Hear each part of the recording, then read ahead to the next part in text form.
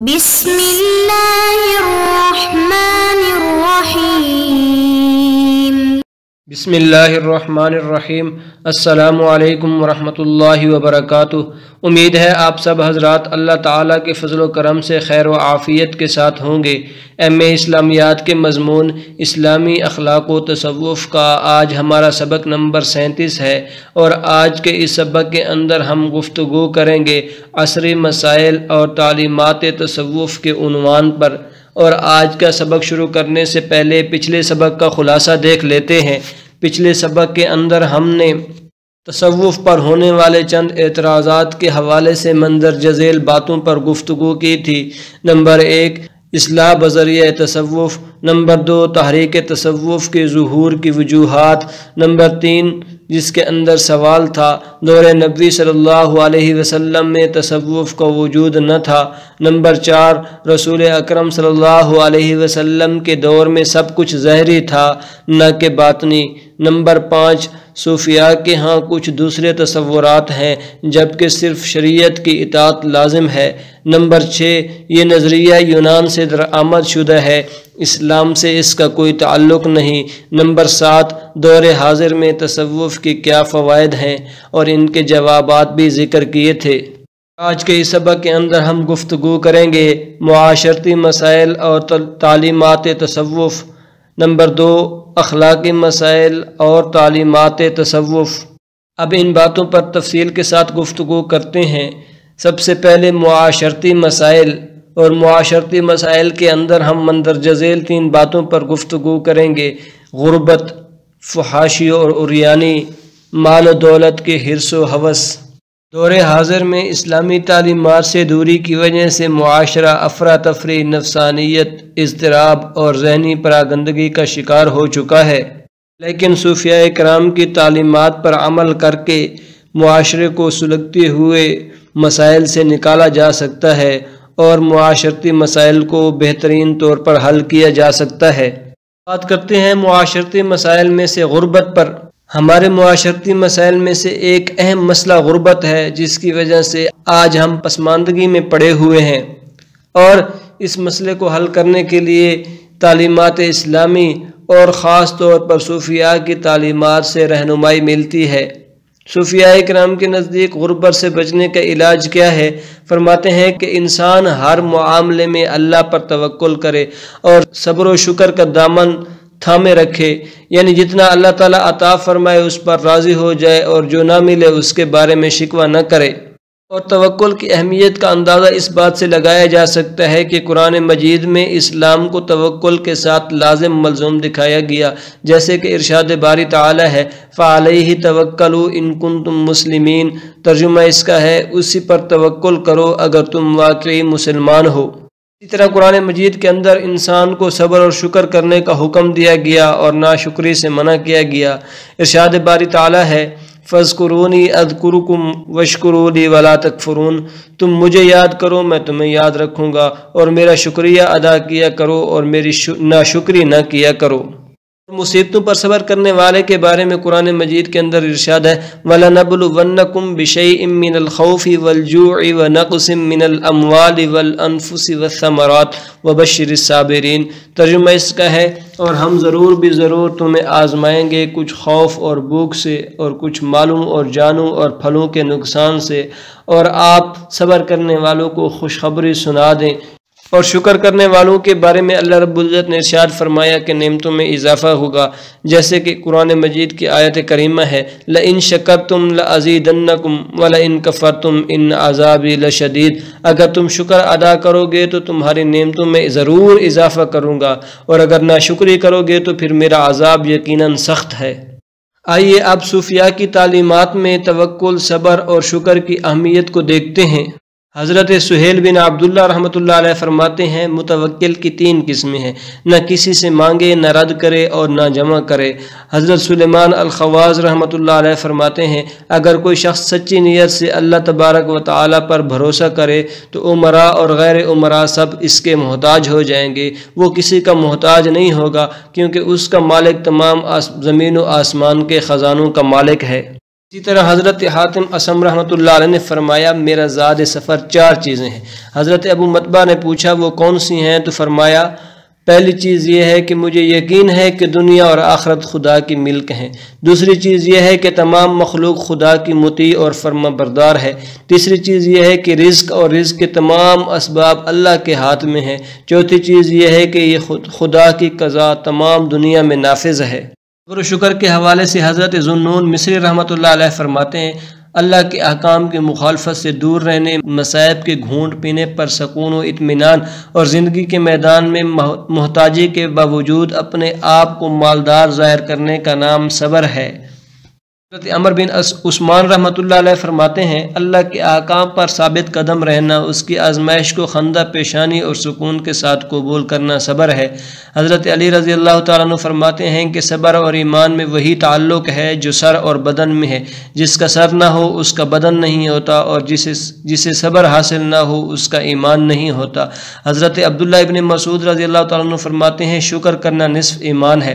دور حاضر کے اس مسئلے کا علاج صوفیاء کے نزدیک مشکلات پر صبر کرنا، نعمتوں پر شکر کرنا اور ہر حال میں اللہ پر توکل کرنے کے اندر چھپا ہوا ہے۔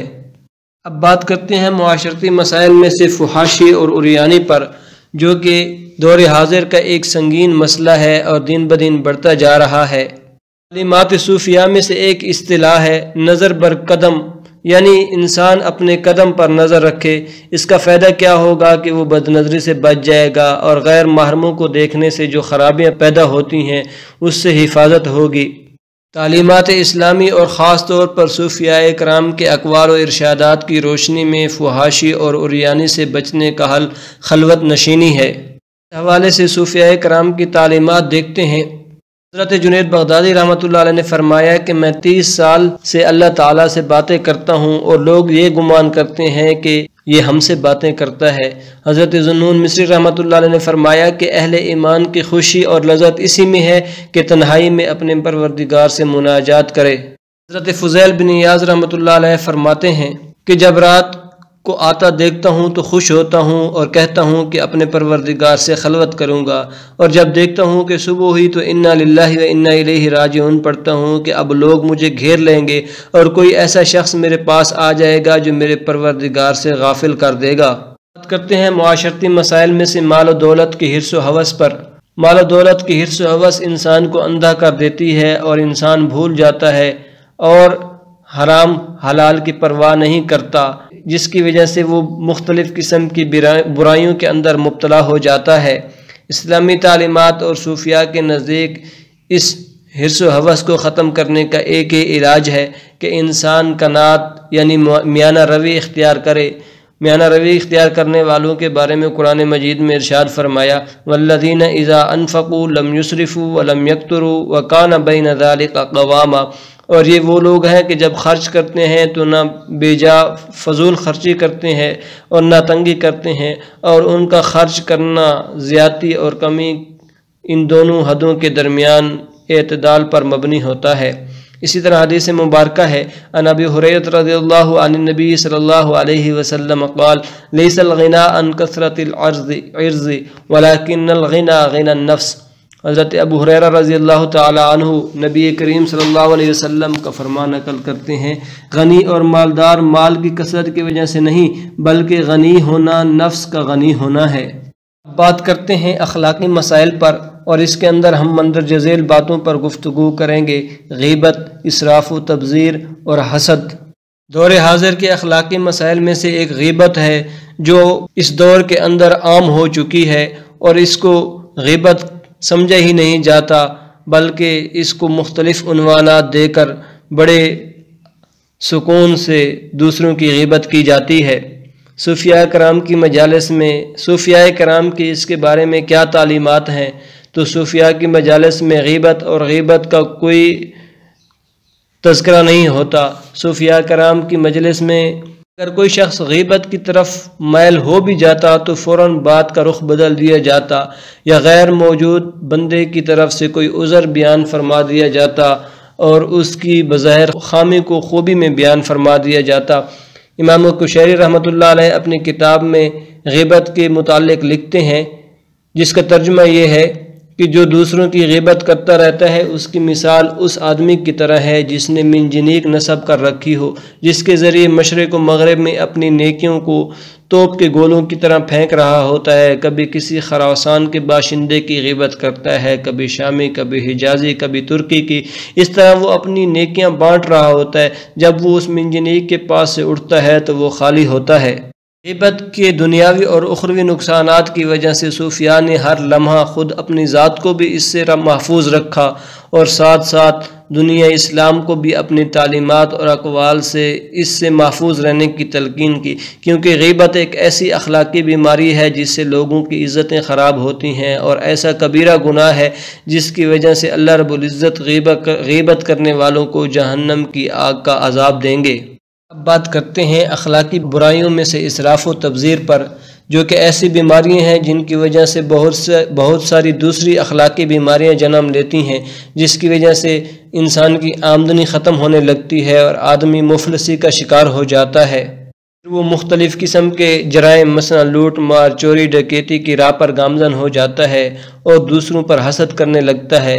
آج کے دور میں شادی بیاہ میں بے شمار رسومات کے نام پر بے شمار پیسہ لٹایا جاتا ہے۔ یہ صرف آخرت کی تباہی کا سبب بنتا ہے بلکہ دنیا کے اندر بھی مشکلات پیدا ہوتی ہیں، کہ قرآن مجید کے اندر ارشاد فرمایا گیا ان المبذرین کانوا اخوان الشیاطین، کہ فضول خرچی کرنے والے شیطان کے بھائی ہیں۔ بات کرتے ہیں اخلاقی مسائل میں سے حسد پر، جو کہ ایک ایسی اخلاقی بیماری ہے جس کی وجہ سے ایمان کی بنیادیں کمزور ہونے لگتی ہیں۔ یہ ایک ایسی بیماری ہے جو انسان کو نافرمانی پر ابھارتی ہے۔ بہت ساری دوسری اخلاقی بیماریاں جیسے لڑائی جھگڑا، چغلی، غیبت وغیرہ حسد کے ذریعے سے وجود میں آتی ہیں، کیونکہ حاسد شخص کبھی تو محسود کی غیبت کرتا ہے، کبھی اس کی چغلی کرتا ہے، کبھی بدگوئی کرتا ہے، کبھی اس پر تہمت لگاتا ہے، حتیٰ کہ حسد انسان کو دوسرے انسان کے قتل پر بھی ابھارتا ہے۔ اس لیے اسلامی تعلیمات اور صوفیاء کی تعلیمات اس کے بارے میں یہ ہیں کہ حسد سے بچنے کی دعا کی جائے، جیسے کہ قرآن مجید کے اندر بھی ارشاد ہے وَمِن شَرِّ حَاسِدٍ إِذَا حَسَدَ، اور حسد کرنے والوں کی برائی سے پناہ مانگتا ہوں جب وہ حسد کرنے لگیں۔ احادیث مبارکہ میں بھی حسد سے بچنے کی تلقین کی گئی ہے۔ آپ علیہ الصلوۃ والسلام کا ارشاد مبارک ہے إِيَّاكُمْ وَالْحَسَدَ فَإِنَّ الْحَسَدَ يَأْكُلُ الْحَسَنَاتِ كَمَا تَأْكُلُ النَّارُ الْحَطَبَ۔ ترجمہ اس کا ہے تم لوگ حسد سے بچو، کیونکہ حسد نیکیوں کو ایسے کھاتا ہے جیسے آگ ایندھن کو کھاتی ہے، یا کہا گھاس، یا فرمایا کہ گھاس کو کھا لیتی ہے۔ تو یہ چند ایک عصری مسائل تھے جن کا علاج اسلامی تعلیمات اور صوفیاء کی تعلیمات کی روشنی میں ذکر کیا گیا۔ میں ایک مرتبہ آج کے سبق کا خلاصہ دیکھ لیتے ہیں۔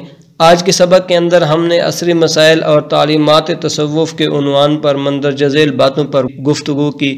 معاشرتی مسائل اور اخلاقی مسائل۔ معاشرتی مسائل میں سے غربت، فحاشی، عریانی، مال و دولت کی حرص و ہوس پر گفتگو کی، اور اخلاقی مسائل میں سے غیبت، اسراف و تبذیر اور حسد پر گفتگو کی۔ انشاءاللہ بہت جلد ہم اپنے اگلے سبق جس کا عنوان ہے بر صغیر میں تصوف کی اشاعت کا ایک جائزہ کے عنوان پر گفتگو کریں گے۔ جزاکم اللہ خیرہ۔ السلام علیکم ورحمۃ اللہ وبرکاتہ۔